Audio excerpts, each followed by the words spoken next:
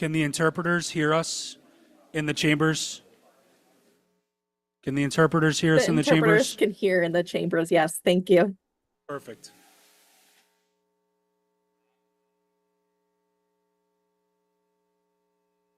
They're all here.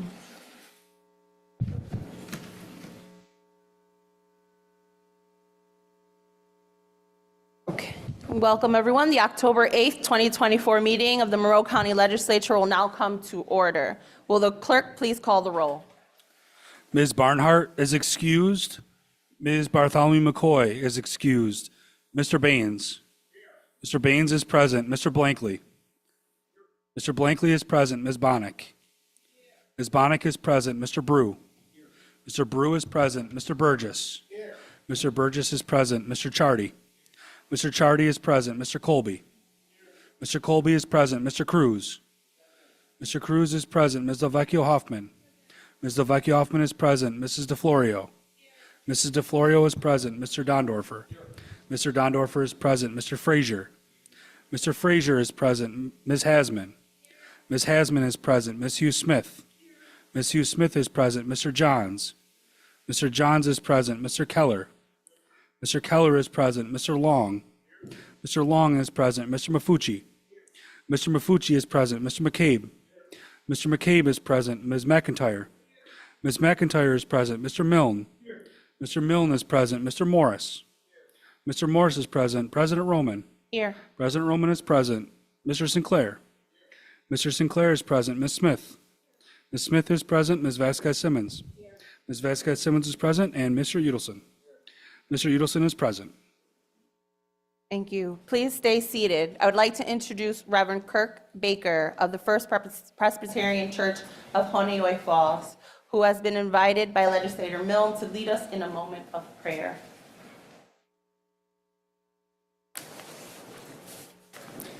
Just want to say how honored I am. And people say to me that ministry is a hard job today. I love my job. I think what you all do is hard today. As a resident of Monroe County, thank you. Let us pray, if it is in your tradition. Lord, we pray for our county legislators and their shared deliberations this evening. We ask that you bless them with a double portion of divine wisdom, a wisdom true to how you have formed each person to be. May they listen well to each other and sometimes even hear you speaking. May they speak slowly and in ways that include everyone here and feel your approval coursing through them. Guide them in matters of truth, integrity, justice, and fairness. Keep them always in mind of their loftiest aspirations of service to help others, to right wrongs, and to make Monroe County a more wonderful place. Give each one of them strength to reach out to those across the aisle and work together. We boldly pray that you would bind their hearts together in ways they would not have imagined. Let them realize the joy of the psalmist who wrote how good and pleasant it is when people live together in unity. Let them see the good works done by your children of all faiths, creeds, and ideologies within and across their districts. May their eyes be open to what you are doing, what you would have them do, and the work still to be done. Give them a desire to promote things that honor you and place service to the least of these among us above self. Give them with a shared vision of the world you would have us prepare for all. And though we pray tonight in a Christian tradition, we include all your children as Jesus commends us to do, honoring those who worship Adonai and Allah, Buddha and Brahma, the unknowable of agnosticism and the goodness of atheism. And we offer all these petitions in the name of the Creator, Son, and Holy Spirit. Amen. Thank you, Reverend Baker. I'd like to present you with this certificate on behalf of the legislature.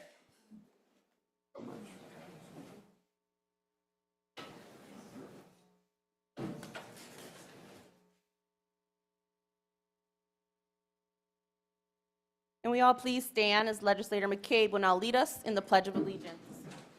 I pledge allegiance to the flag of the United States of America and to the republic for which it stands, one nation, under God, indivisible, with liberty and justice for all.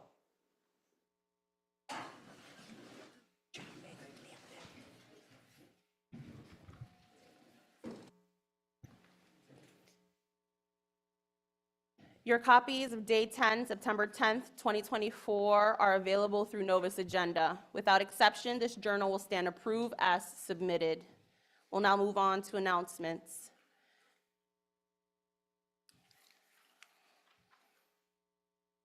I want to recognize that from September 15th to October 15th, we celebrate Hispanic Heritage Month, which was established in 1968 as a week-long celebration and was expanded to a full month in 1988. This month-long celebration coincides with the commemoration of Independence Day in many Latin American countries. As the month comes to a close, we highlight the contributions and accomplishments of people who've come to the United States from Latin America to start a better life and have been essential contributors to the development of our nation. I'd also like to move on to congratulate Legislator Santos Cruz, District 21, and his wife on the birth of their first son, Santos Camilo Cruz Figueroa. Congratulations.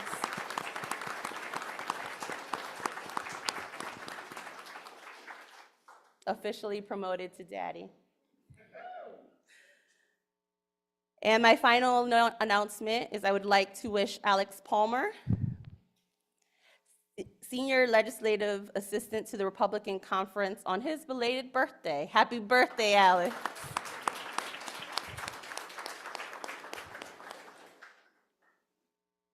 I was told you would really like that.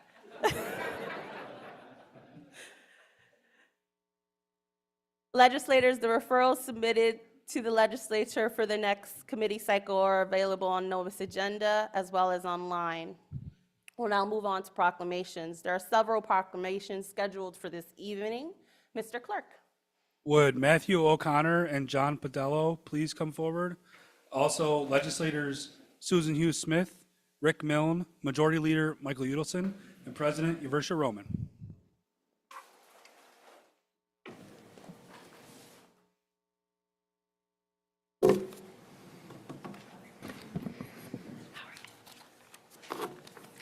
The Monroe County Legislature recognizes Climate Action Plan Advisory Committee. Whereas it is the sense of this legislature to honor and celebrate the people and organizations that make Monroe County a better place to live. And whereas, attendant to such concern, the legislature is justly proud to honor the Climate Action Plan Advisory Committee and their hard work on Monroe County's Climate Action Plan. And whereas the key to addressing the climate crisis and preventing further damage to our society is the cooperation between communities and the implementation of actionable strategies.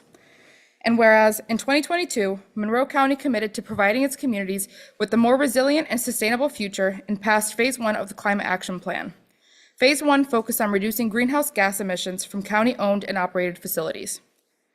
And whereas after years of hard work, the Climate Action Plan Advisory Committee provided a second phase of the Climate Action Plan. Phase 2 focuses on bringing the initiatives and strategies used at the county level to our municipalities and neighborhoods. And whereas the recommendations of the Climate Action Plan will help preserve our community for our children while improving the public health of our citizens today. Our communities and residents will see greater energy security, the creation of new jobs, and responsible economic development. And whereas the Climate Action Plan Advisory Committee played a crucial and pivotal role in the development of the Climate Action Plan and continues to work to create a more sustainable future for the next generation. Now, therefore, let it be known that we, Yversha Roman, President, Michael Udelson, Majority Leader, Susan Hughes Smith, Legislator, District 14, and Richard B. Milne, Legislator, District 5, do hereby honor the Climate Action Plan Advisory Committee on this 8th day of October, 2024.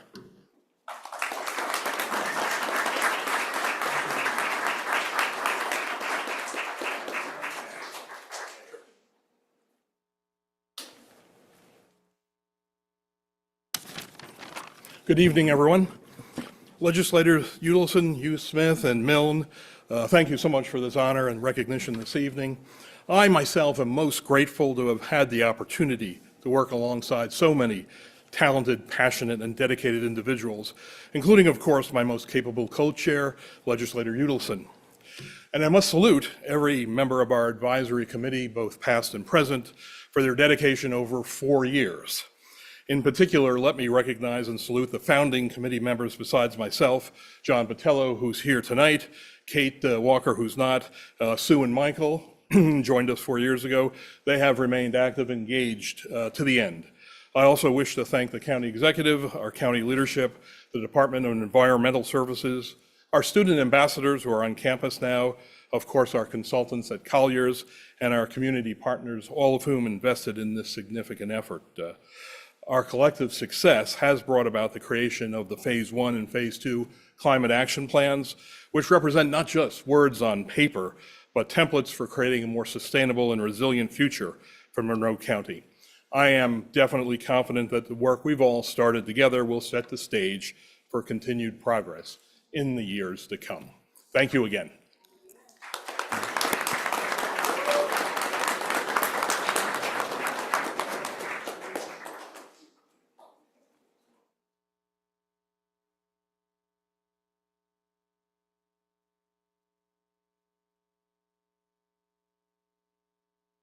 Would Patricia Yutaro and Emily Clasper please come forward? Also, President Yversha Roman.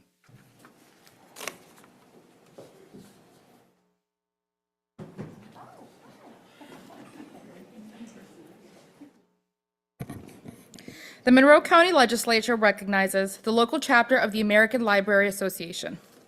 Whereas it is the sense of this legislature to honor and celebrate the people and organizations that make Monroe County a better place to live.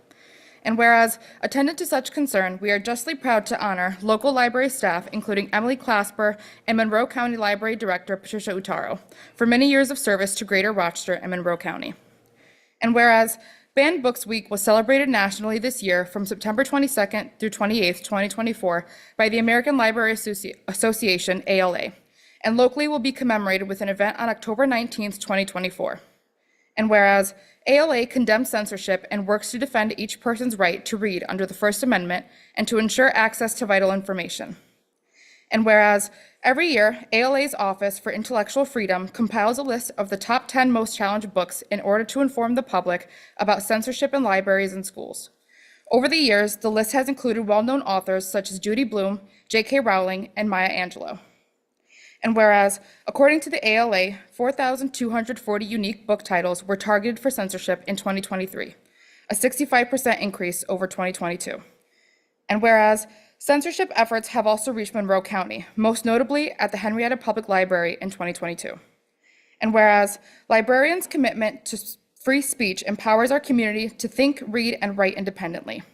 Now, therefore, let it be known that I, Yversha Roman, President of the Legislature, do hereby honor the American Library Association and local library staff for their dedicated years of advocacy and service to the Monroe County on this 8th day of October, 2024.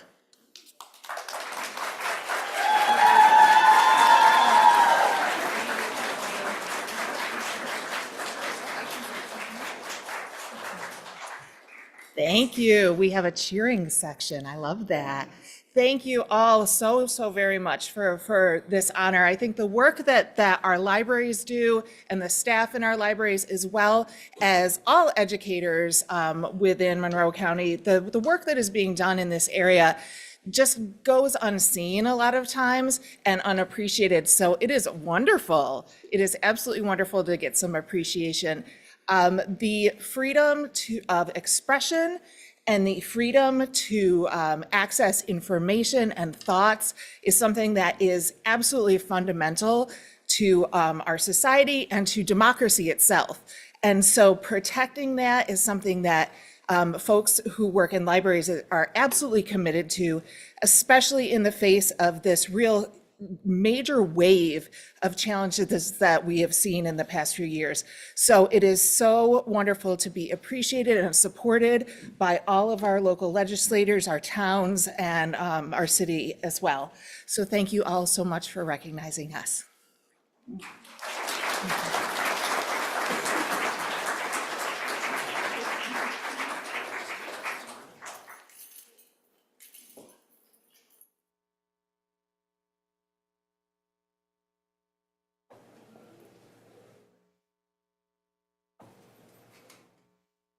Would Irene Sanchez please come forward?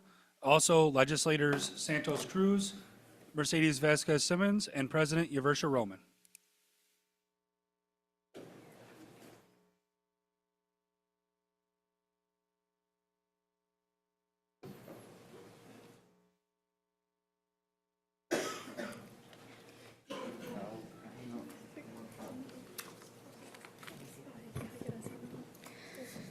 The Monroe County Legislature recognizes Irene Sanchez.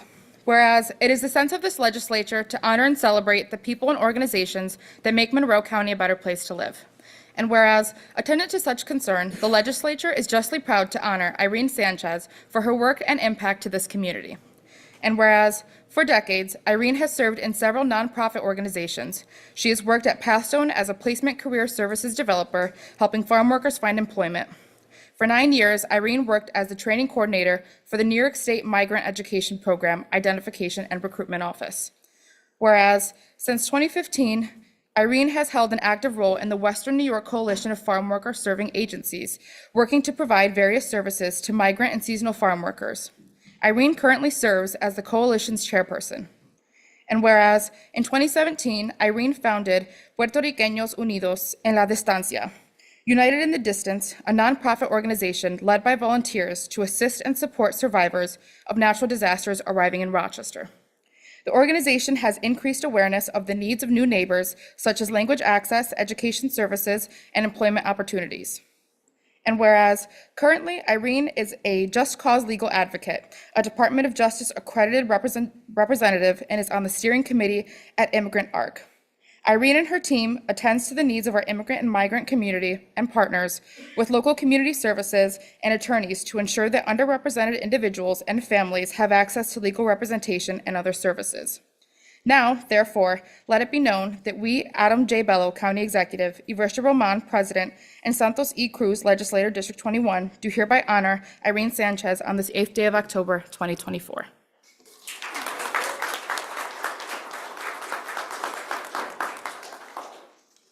Buenas noches. I'm deeply honored to stand before you on behalf of the Western New York Coalition of Farm Worker Serving Agencies as a month that we're celebrating our history, culture, our sazon, and our countless contribution of the Hispanic and Latino communities in Rochester. But I would like to take this moment to express my gratitude for the dedicated individuals who really are the ones behind the scene, working diligently to make sure that this happens. Their hard work and commitment are the driving force behind every significant impact that we have achieved.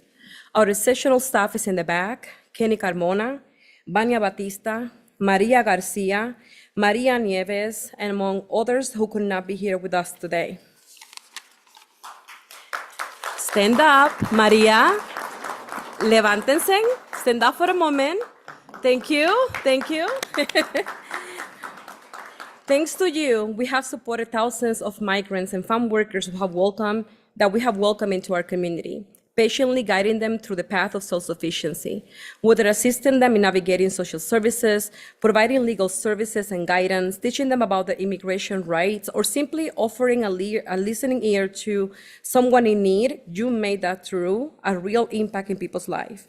Over the past year, we have faced an unexpected challenge, especially with the increasing number of migrant families searching for safety, hope, and opportunities for a better future. And yet, you all went an extra mile to provide a sense of dignity and belonging to those who needed us the most. For that, I will be forever grateful.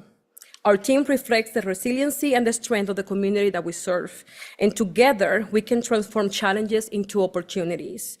Let's continue to uplift one another and the families we serve, just as we honor the legacy of the Hispanic and Latino communities that have shaped our nation.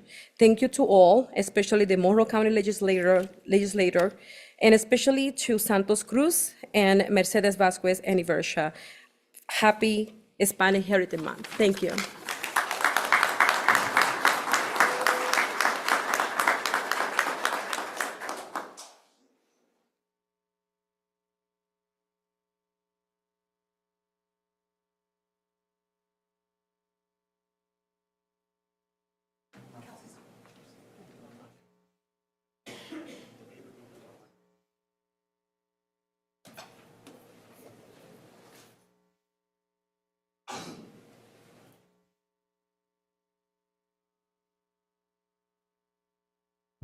Hello?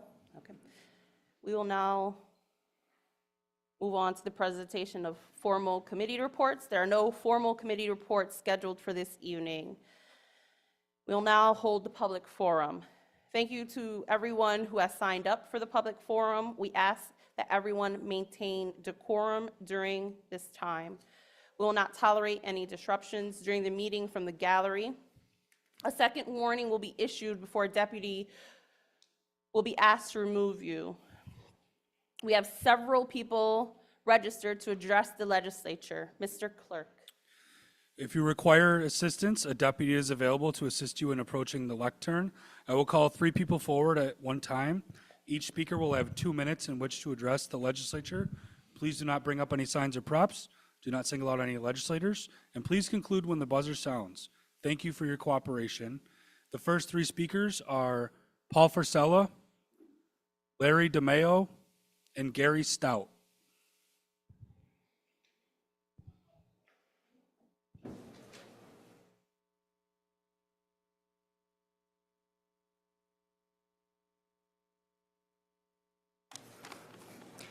The enormous national deficit, now in the trillions of dollars, is a serious problem that should be addressed immediately. Steps should be taken to cut it down to zero and keep it at zero. Unnecessary spending by our government should be cut. Unbiased committees should be set up to cut spending. Ways should be found for our government to raise money for itself for the purpose of cutting the deficit to zero. Most of the vast energy of our sun is lost in space, most of that energy. A large group of satellites or ships in space with solar power collectors could capture much of the sun's energy for the production of energy that could be sold to nations for a huge profit. This could cut the deficit of our country to zero and keep it there.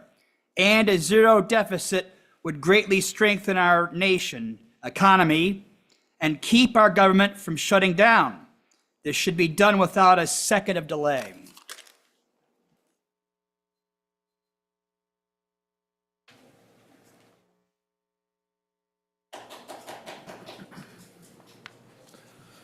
Good evening, legislators. The Son of God once said, "And you shall know the truth, and the truth shall make you free." Another wise preacher added, "If you take part of the truth and try to make that part of the truth all of the truth, then that part of the truth becomes an untruth or a lie." There are patriots in our state and in our county who want you to know the whole truth, not just part of the truth, about the ES&S Express Vote XL voting machines that our County Board of Elections purchased this year with the funds that you approved last year. On January 26, 2024, an email was sent to one of our County Board of Elections commissioners by the director of a watchdog group called Smart Elections. In this email, multiple vulnerabilities and reported failures of these voting machines were shared with this commissioner. The Smart Elections director offered her assistance to address this serious matter. Unfortunately, to this day, our County Board of Elections officials have not extended to her even the courtesy of a response. We assume by that inaction that our Board of Elections officials are still unable to challenge the truth of the evidence that was presented to them in that email. I have also sent each of you legislators an email containing overwhelming evidence against the use of these voting machines in our county. Through these communications, you have now been publicly and privately alerted about the existence of this threat to our future elections. Therefore, I now call on you as a legislative body to revoke your approval of this purchase before it is too late. Thank you for your kind attention.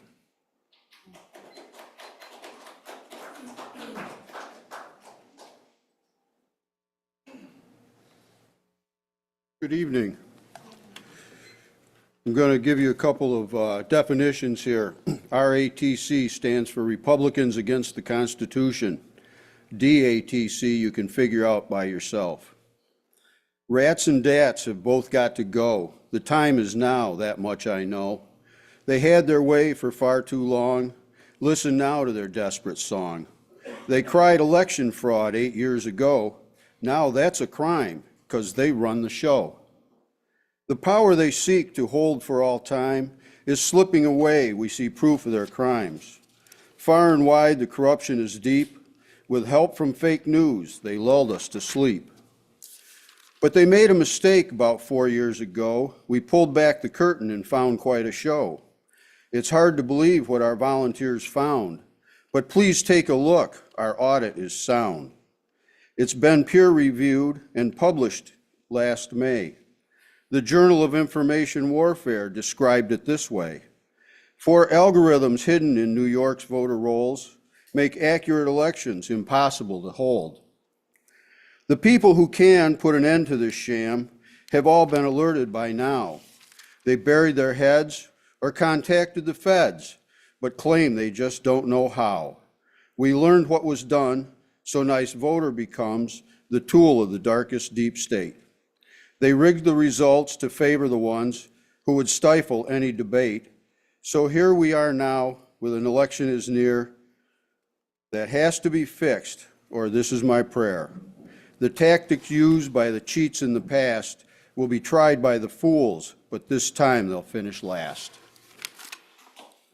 Now, I hope that you all understand that that only applies to the people that don't want to support our constitutional rights, and that includes voting, gun rights, the right to free speech, and any other thing that's contained in the Bill of Rights. And we, the people, have had enough. Thank you.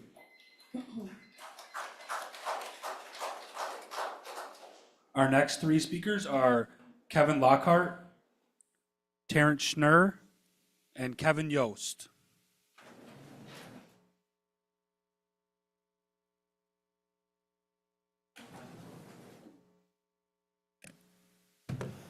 Are you ready? All right. You all have some explaining to do because your election districts are a total war zone. I don't think you take any of this seriously. Today has been absolutely chaotic for the election districts in Rochester that you are stealing representation in, you're stealing the votes, you're rigging the votes, you're ignoring the chaos and the anarchy in your own election districts all over. Today, an 18-year-old from Greece was shot and killed in the School 19 parking lot in the city of Rochester. Are we going to hear anything from the RCSD? Are we going to hear anything from you? No. The cause of this is the Senate Bill 1505. It was packaged into the New York State budget for 2020. And what it does is it reformed our criminal safety system, our public safety apparatus. It made desk appearance tickets mandatory. It made all these things that made our court system totally inept at dealing with crime. And so every day in your election districts, there's victims being generated. People don't come here because they look at you the way I'm looking at you right now, and they understand intuitively the way that I understand that none of you give a damn shit. You damn losers. You gotta fess up and come clean on this election rigging, on this fraud. You all are, the next month, there is a Senate seat that's available. I'm leveraging my groups in Webster, and we're gonna overturn your Senate seats. I know more than I'm letting on to. And I've got your numbers. We're gonna be overturning these seats. We're gonna be overturning these legislative seats. And the self-dealing with the CRC, you let all these people in the inner city that you overwhelmingly represent here, and you went and you dealt the CRC American Rescue Plan Act funding to your buddies that ended up taking the money and buying properties with it and buying cars with it. That money is stolen. You committed a crime here. Thank you.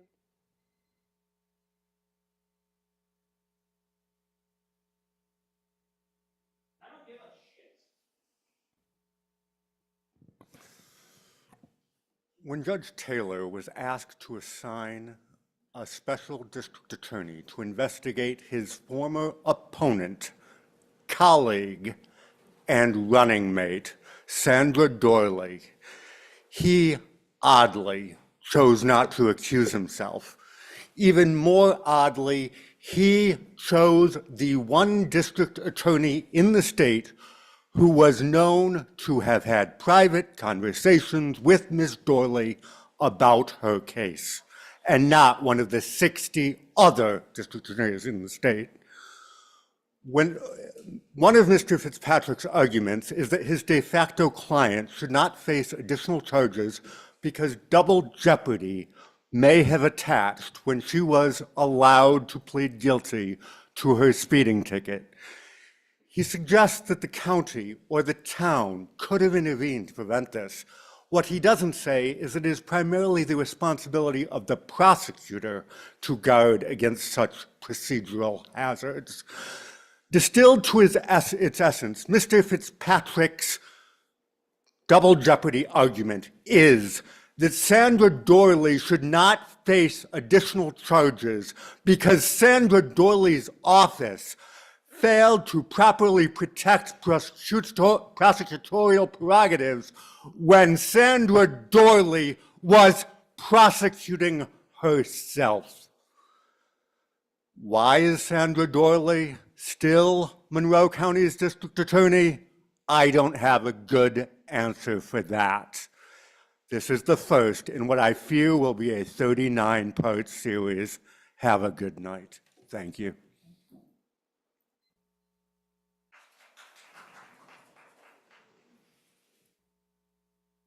Kevin Yost, 1474 Middle Road, Town of Henrietta. Good evening. I spoke last month about county parks and facilities on county parks and naming them whatnot. I ran out of time. I last stated how the Stevens Connors Lodge in Roshan along the Lehigh Valley Linear Trail Park should be renamed Ward Lodge because that's the name of the schoolhouse. It's the original south portion of the building, and because of the fact that that Legion post that was in there merged into the Henrietta Legion post, Ely Fagan, Stevens Connors, American Legion post caused confusion, and this would also honor the pioneer Ward family of Rush, and hopefully the building, if it's not already, could be made accessible probably to the north portion of the building. And a few years ago, we had a Zoom presentation of the Honey Falls Men and Historical Society about the history of the Seneca Park Zoo and how perhaps in the 1930s or somewhere around there, a stair-stepped emergency exit trailway was made out to the back way of the zoo into the park. However, this is obviously not handicap accessible if there is an emergency where the zoo needs to be evacuated. The stairs should be removed and it should be graded with either asphalt or concrete. And if this building isn't so already with the new back-only entrance with security, this should also be made accessible back there through a wheelchair, scooter, walker accessible to make the security access in the back of the building. Thank you. Thank you.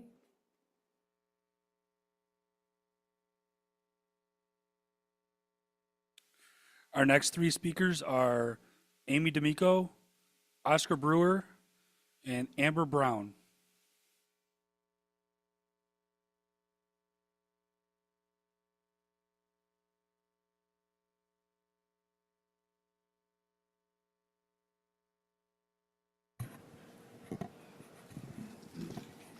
Good evening.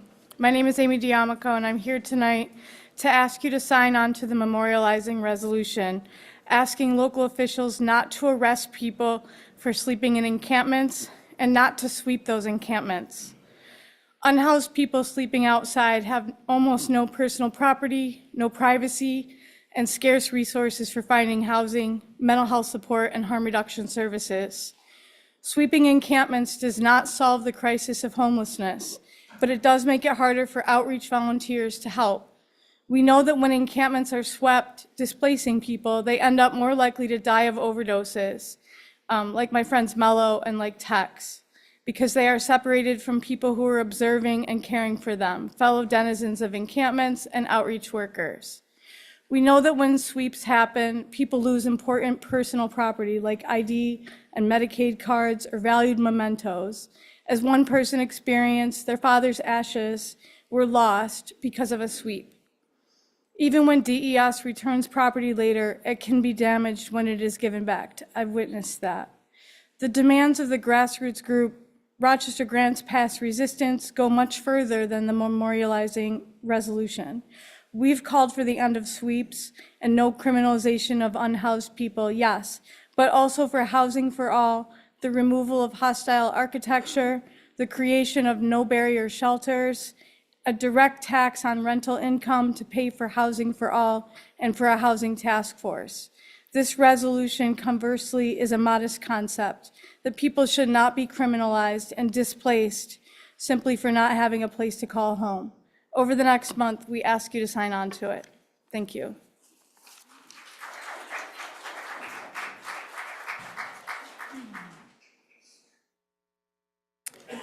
I'm here tonight with some exciting news. Fairport Central School District rolled out composting yesterday in the cafeterias of 2 of its elementary schools and will be including its remaining elementary schools in January. The students are excited, especially the ones who have been advocating for this change. Parents, teachers, administrators, and board members are excited. It's a really big deal. And there is every reason to expect other districts to implement composting in the coming years. The infrastructure for composting in Monroe County needs to be ready. I'm asking you, county legislators and County Executive Bello, to prioritize at least 3 things. First, we need dedicated funding for collecting and processing organics within our county. As you finalize the budget this fall, please include this critical piece. Secondly, we need to take action now. There is no time to waste on this. Pilot programs are helpful, and as I'm sure you're aware, it is pointless to have one type of study without comparing a variety of methods. So I hope that as anaerobic digestion is evaluated, the data from the successful ongoing program in the village of Fairport will be evaluated as well. That said, there are many, many communities around the state and county, or in country, that we can learn from who have implemented composting ahead of us. We already know that if done properly, composting reduces greenhouse gas emissions, returns valuable nutrients to our soil, and we know that the residents want it. If the struggle is about how to make it work, I would point to the private and public partnership in Henrietta as a good example of a way forward for the county. Lastly, I ask that funds be dedicated to include a climate director on the Monroe County staff. I am over the moon that you passed the County Climate Action Plan. Please dedicate money to the CAP and to staff and staff who will implement its changes to ensure that Monroe County is the leader that others, I messed it up. To ensure that Monroe County is the leader it wants others to see. Thank you so much.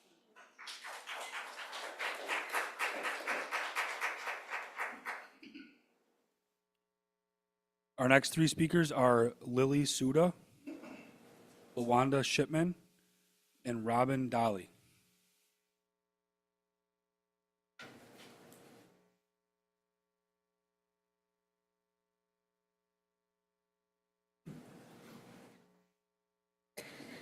Hello. I am here today to support the demands of Rochester Grants Pass Resistance and to call for you all to sign onto the memorializing resolution regarding ending the raising of encampments. Our shelter system is broken. Shelters are constantly full. Very few shelters are wheelchair accessible. Entering a shelter can be a very isolating experience. You're no longer in your immediate community with your support system.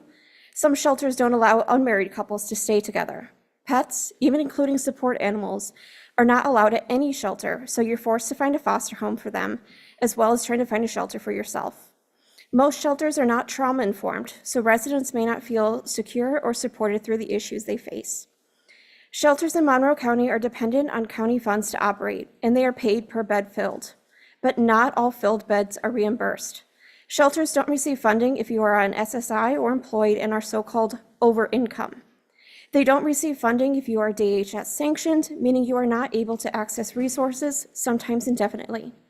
Some shelters may have a few hospitality beds available, but they are very few and far between. This is not an indictment of the individual shelters or the workers there. The problem is a system that ascribes morality to homelessness. Rather than recognizing rents skyrocketing while wages stagnate, individuals are being blamed for facing eviction and becoming unhoused. It is a system that punishes so many of our unhoused neighbors through DHS sanctions. Instead of recognizing the enormous hurdles they face, They lose access to services for calling too often or for missing an appointment. It is a system that continues to fail to recognize addiction as a disease rather than a crime. We need low-barrier shelter. People should not be separated from their loved ones. Drug supplies should not be confiscated. Shelters should not lack the resources necessary to provide safe, accessible housing. We need compassion. We need understanding. We need long-term solutions. Thank you.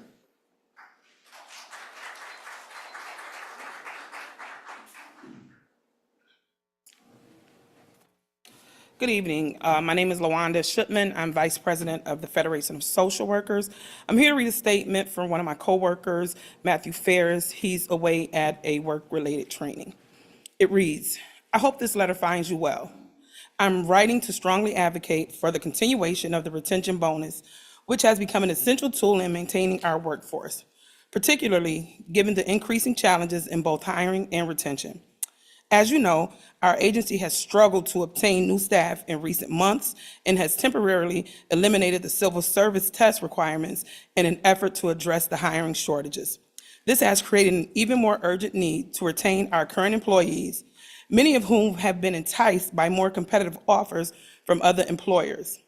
Here are several reasons why continuing the retention bonus is not only beneficial, but essential. Number one, cost efficiency. While retention bonuses may appear as an upfront expense, they are far more cost-effective than the alternative. The financial burden of recruiting, hiring, and training new employees, especially in the current climate where hiring has become more challenging, is significant. By continuing the retention bonus, we can avoid these high costs and maintain a more stable and experienced workforce. Number two, addressing challenges. Due to our current struggles with attracting new staff and the decision to temporarily eliminate civil service requirements, we are facing a limited pool of qualified candidates. This makes it critical that we focus on retaining our experienced employees to ensure continuity in operations and prevent further strain on our hiring processes. Retaining our current workforce ensures we maintain the quality of service our agency is known for. In a market where it is increasingly difficult to replace key staff, the retention bonus helps preserve institutional knowledge and operational stability. Number three, reducing losses to our other employees. Okay, thank you. Yep, thank you.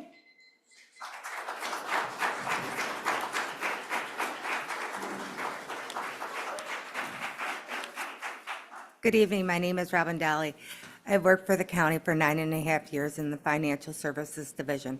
I work as in care management as an examiner. I'm here to speak about several concerns that the union and county employees have.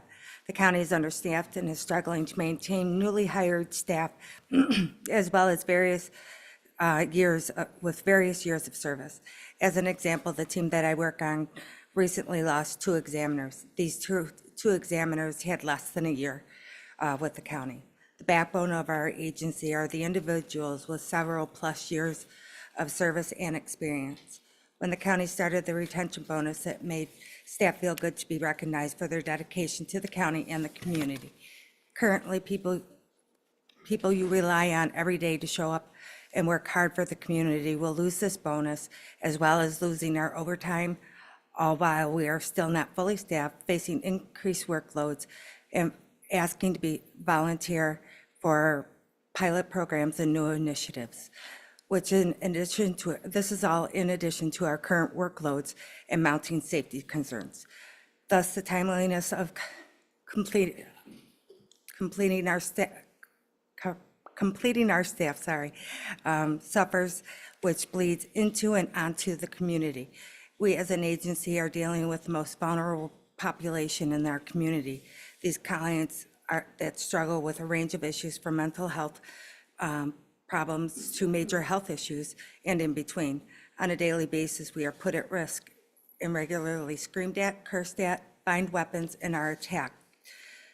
This is not to mention the potential danger to our colleagues that go into the community.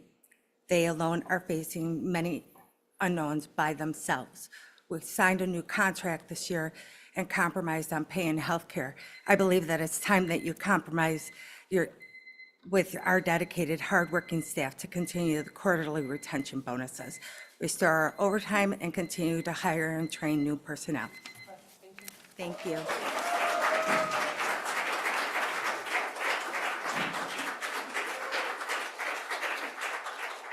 Our next three speakers are Stephanie Townsend, Barul Allen, and Christina Chrisman.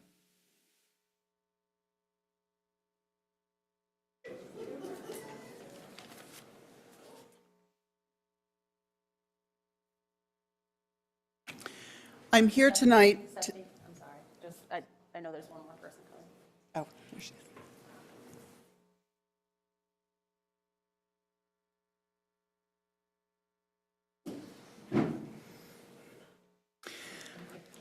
I'm here tonight to ask that the Department of Human Services be fully funded in the next county budget and that the county make additional investments in salary, retention bonuses, and paid time off for its employees. I am a county employee, and it is an honor to serve our community as a civil servant. It is also work that comes at a cost because county employees are paid substantially less than in other sectors. For me, that cost was $13,000 a year when I came to work to DHS. I have a PhD, I have 30 years professional experience, but I now have the same number of paid days off as when I was 24 years old. But my request that you invest more in staff compensation and benefits is not about me. It's about the many caseworkers and examiners who start at salary so low that their families qualify for the public benefits that they provide to others. Many of them work 2 jobs, leaving them with less energy to do the high-stress work that they do day in and day out for our county. And that stress contributes to the high turnover. And most importantly, my request is about the people we serve. The Department of Human Services is the last safety net for the most vulnerable people in our community. When caseworkers and examiners are not there due to staffing vacancies, people are hurt, sometimes irreparably. As some of you know, I also serve on the Town Board of Pittsford, so I know the complexities of government budgets. There are many good things that government can fund and not enough money to fund them all. But if we are not going to invest in the people who provide our social safety net this year, then when will we? I call on you to invest in the employees we have today and build the staffing we need for tomorrow. Thank you.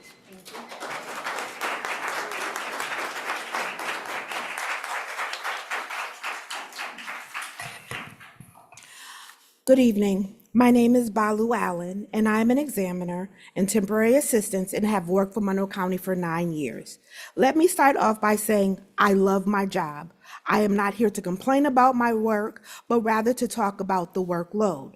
For the past few months, I have been covering 2 to 3 different positions because of the understaffing in our department. I have my regular team, Team 1, in intake, where I interview applicants and determine eligibility for temporary assistance.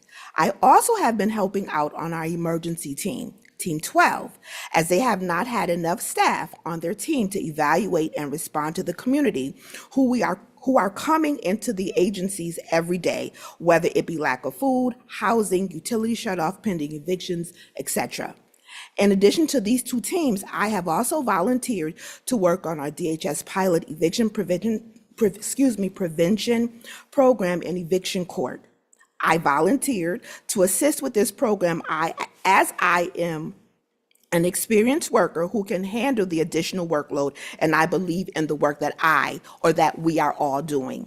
Again, I love my job, and I volunteered for the extra workload. But with that being said, DHS needs to invest in its workforce to have enough capable staff to perform the basic functions. We have not even begun to recover from the loss of knowledge and experience that walked out of DHS during COVID. We need to keep the retention bonus to stop more good employees from leaving. We also need to restore our premium overtime. No one can cover additional work in the same amount of time it took to do one job, not one person. We are routinely told that there is no more money in the budget for overtime, but now we know that there is money in the budget. Thank you.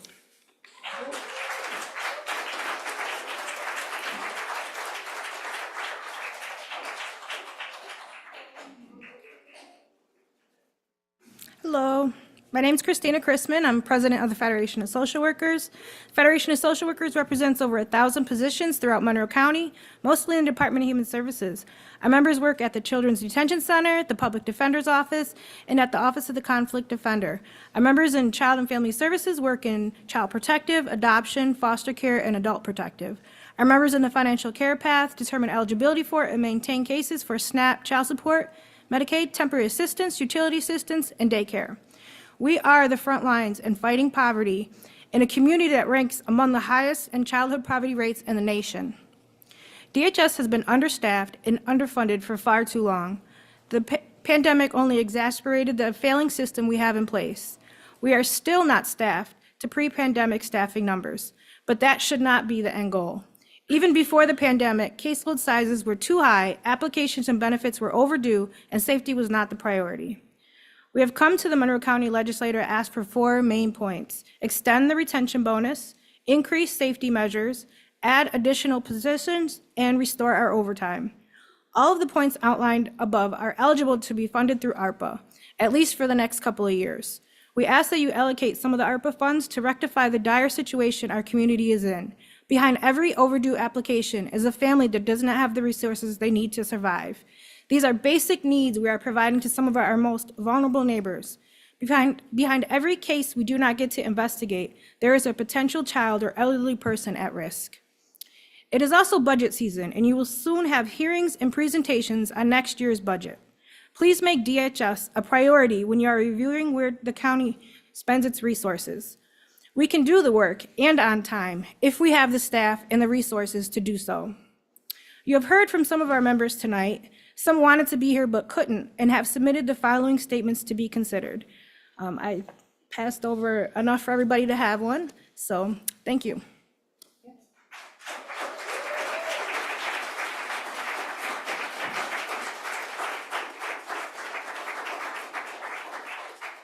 Our next 2 speakers are Kelly Cheadle and Adam McFadden.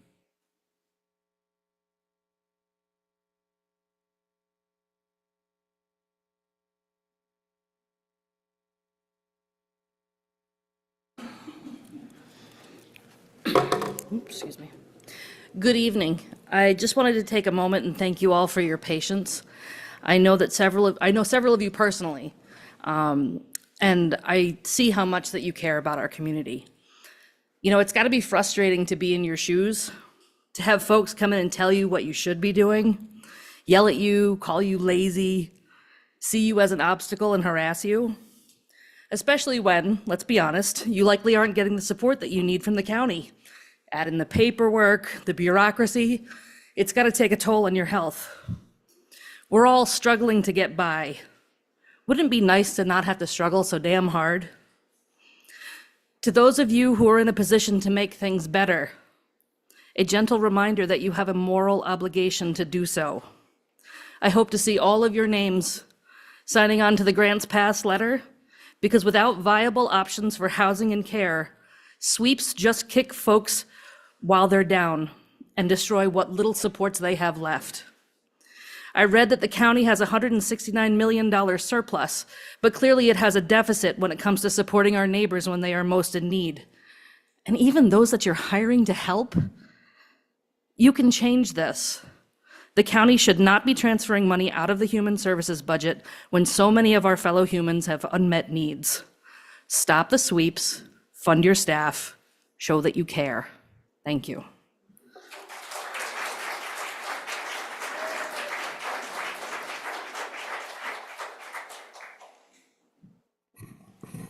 Good evening. I'm Adam McFadden. I'm an employee at the Monroe County Children's Detention Center as a caseworker. Been there for 19 months now.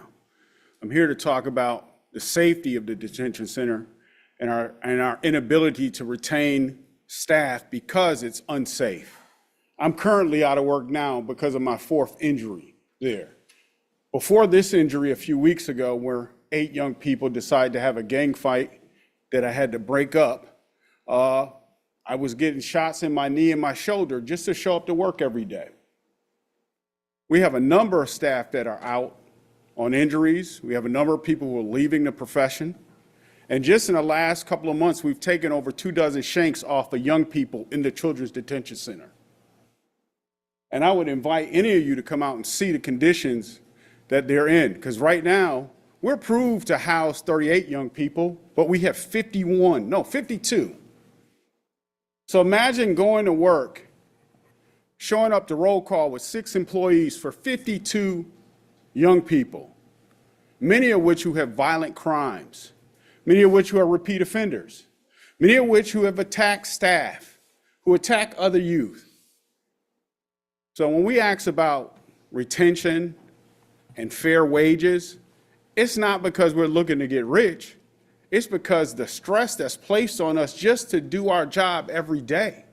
I enjoy my job. It's given me a second chance to put back into this community with young people that many of you have thrown away. We talk about the Kia boys. They're not our worst population. We have murderers. We have young people that have committed murder sitting in our detention center who wouldn't mind putting a shank in my neck, let alone yours. I don't have the ability to carry pepper spray, a taser, or billy club. All I have is my words. I have to de-escalate with my words. So I ask you to extend the retention and also increase the safety measures. Thank you.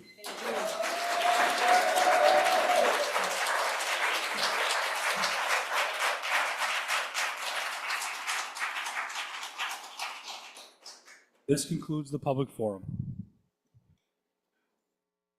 Thank you very much.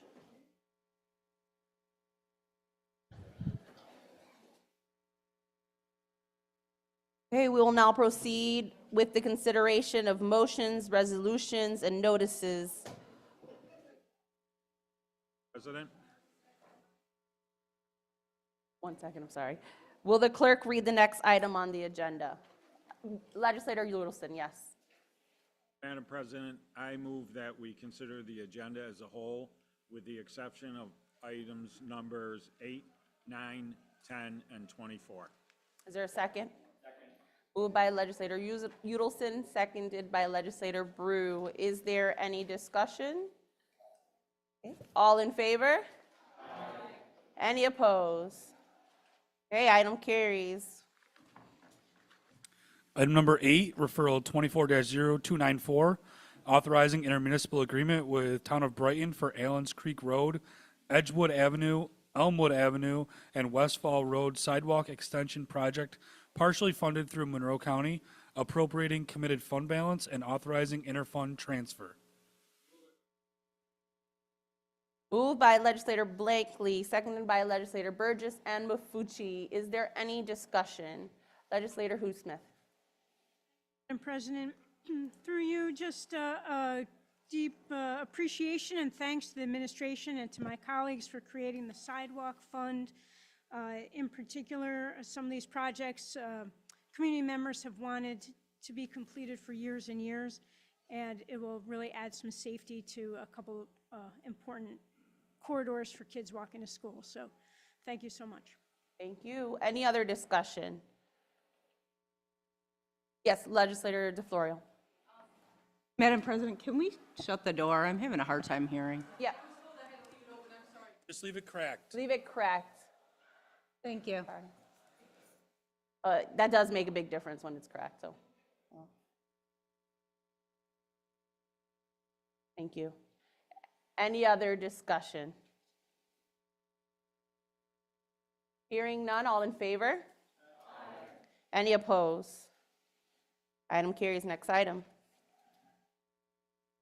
Item number 9, referral 24-0295, authorizing intermunicipal agreement with Town of Chilai for the Paul Road Sidewalk Project, partially funded through Monroe County, appropriating committed fund balance and authorizing interfund transfer. Moved by Legislator DeFlorio, seconded by by legislator Mafucci, Dondorfer. All in favor? Sorry, any discussion? Yes, legislator DeFlorio, thank you. Thank you. Thank you, Madam President. I rise to explain my support for this referral. Last year, I was proud to support the creation of the Sidewalk Initiative program spearheaded by my former colleague, legislator Sean Delahanty.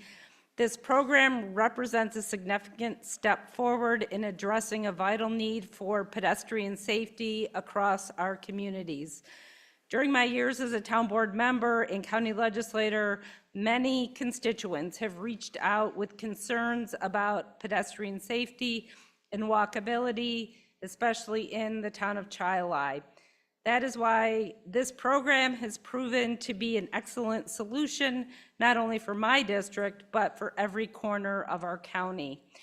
I am even prouder today, however, that through, and I think as legislator Hugh Smith stated, I was having a hard time hearing her, but through bipartisan advocacy, we have been able to expand this program to not only cover county roads with ongoing projects, but county roads, all county roads in where sidewalks will support walkable communities. This particular project on Paul Road will do just that by not only improving safety, it will connect neighborhoods to parks, restaurants, grocery stores, greatly enhancing the quality of life in the town of Chilai. I strongly support this referral and urge my colleagues to join me in voting yes. Thank you. Thank you. Any other discussion? All in favor? Aye. Any opposed? Item carries. Next item. Item number 10, referral 24-0296, authorizing intermunicipal agreement with Town of Riga for Gilman Road Sidewalk Project, partially funded through Monroe County, appropriating committed fund balance and authorizing interfund transfer. Moved by legislator Bruce, seconded by legislator Burgess and Mafucci. Is there any discussion? Yes, legislator Brew. Yes, thank you, Madam President. Again, I'd like to applaud the efforts of the administration and the collaborative efforts of the legislators in bringing what was originally just a limited idea that involved just a single road out in the town of Perryton. It was Aldridge Road, and as Legislator DeFlora referred to, that was Sean Delahanty's original submission to the county. That eventually did morph into the county agreeing and actually supporting a good idea, which is to expand the sidewalk footprint around the county on county roads to include those roads that were currently under county construction. That, again, was a step forward, but let me just say that morphed again to include all county roads, and this was advocated, as Legislator DeFlorio had mentioned, also Susan Hughes Smith, to include all county roads that it didn't happen to be under county construction, but they would be willing to fund 50% of the funding for all county roads and sidewalks. And my take on sidewalks is the following. The county, in many ways, we spend $1.3, $1.4 billion worth of taxpayers' money every year on an annual basis. Much of that goes unseen. Yeah, we see our parks, a valuable asset of the county, but I think what normally lacks is the visible part that the county can actually provide to the local residents, in this case, many of these towns, in the form of sidewalks. This is a day and age where trail walking and sidewalks have become vital, to a thriving community. So I'd just like to acknowledge the administration and working so well with them and actually bringing this simple idea and blossoming it to an all county encompassing effort that is my understanding it will be funded on a year-over-year basis to continue the build out of the sidewalks along county roads for years to come. So thanks to the administration, thanks to my legislative colleagues for working in collaboration with them. It's just a wonderful idea. Thank you. Any other discussion? Hearing none, all in favor? Aye. Any opposed? Item carries. Next item, Mr. Clerk. Item number 24, referral 24-0310, authorizing various budget appropriation transfers related to 2024 operating budget. Moved by Legislator Mafucci, seconded by Legislator Udelson. Is there any discussion? Seeing none, all in favor? Any opposed? Legislator Vasquez Simmons is a no on that. 25-1. Resolution passes. Thank you. There being no unfinished business, Legislator Udelson.